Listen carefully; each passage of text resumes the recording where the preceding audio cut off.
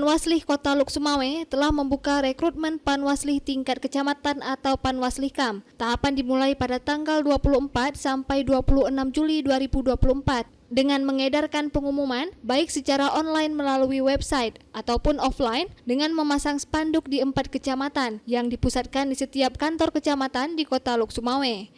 Penyerahan berkas para calon mulai tanggal 27 hingga 29 bisa diantar langsung ke kantor Panwaslih Pilkada Kota Luk Sumawe di Jalan Cendana, Gampung Lancang Garam, Kecamatan Banda Sakti, Kota Luk Sumawe.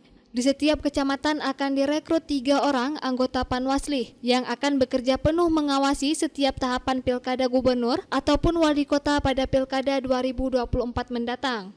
Persyaratan awal calon anggota Panwaslihkam minimal berusia 25 tahun dan tidak terlibat dalam partai politik 5 tahun belakangan ini.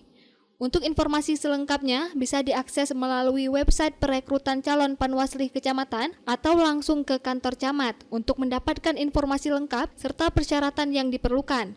Hal ini disampaikan oleh Ketua Panwaslih Pilkada Kota Luk Sumawe, Abdul Ghani. Panwaslih Luk Sumawe khusus untuk pengawasan Pilkada 2024 ini telah melakukan beberapa langkah sesuai dengan surat edaran dari Panwaslih Aceh terkait penerimaan pendaftaran Panwaslih Kecamatan. Di kita ada 4 kecamatan, berarti satu kecamatan itu kita punya Panwaslih itu 3 orang. 3 orang yang akan membantu kita di tingkat kecamatan. Jadi pendaftarannya itu adalah tanggal 24 sampai 25 ya, 26.